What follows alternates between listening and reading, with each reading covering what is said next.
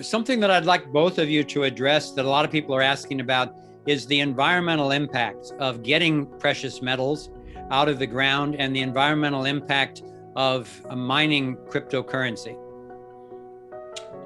Well, the mining business is a tough business, and yes, it takes a great deal of energy. There's no doubt. And we've done it unconsciously in the past. Most of the mining now throughout the world, except China, uses best practices. In most cases, the mining area is left as good as nature once the mining is completed. As far as Bitcoin, I will say it is one thing that does disturb me somewhat, because the amount of energy used presently for the miners is roughly the same energy uses as the country of Denmark. And every time that a Bitcoin halves, you have to use the same amount of energy to get 1/2 the amount of Bitcoin you were mining previously.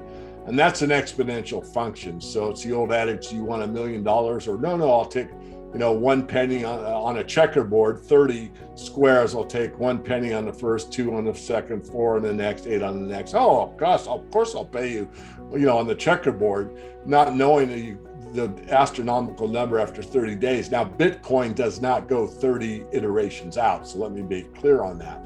But it does concern me somewhat. And so I've asked the question in the past, can you be for the environment and for Bitcoin at the same time? And I'm not going to answer that for you. That's a question for you to answer for yourself. But it is a bit of a concern. I don't want to overamp it. I'm pretty neutral. Like I said, my 2 bits about Bitcoin, the market knows more than I do.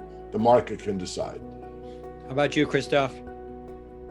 A couple of levels to my thought process on this one. First up, proof of work versus proof of stake.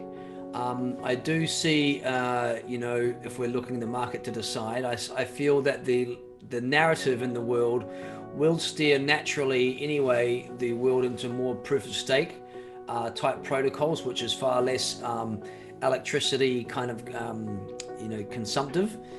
So Ethereum, for example, is moving from proof of work protocol, which does require mining, which is a high intensity in electricity costs, over to proof of stake. So I do see that most of the future the protocols built in the future will be proof of stake.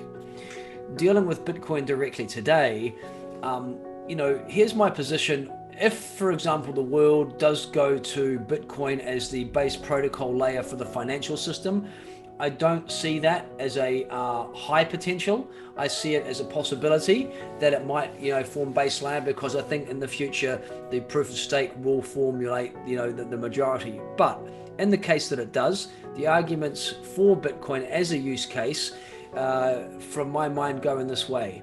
You take the current banking system, the legacy market would use far more electricity by far than Bitcoin. If you add up all of the offices and all the places around the world and all the electricity they consume, it's a big task.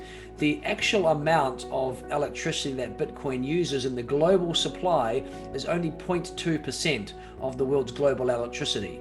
So, is the world's global financial system worth 0.2 of the world's electricity to sustain our financial system?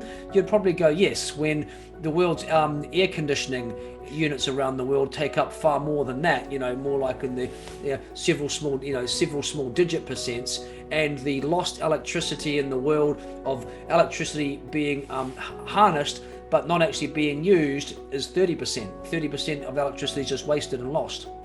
Yeah. Bitcoin is leading the world in green mining, green electricity. So 90% of the mining in Bitcoin is done by green energy sources, meaning it's coming straight out of hydroelectric dams, plugged straight into mining rigs, this type of thing. So it is leading the way in green technology. However, I do see the world skating to more proof of stake algorithms to secure networks in the world. That's my kind of take on the matter. Yeah, and I would throw in that obviously, and a number of people are putting it in chat also, that having free energy devices available will solve a lot of these problems very quickly.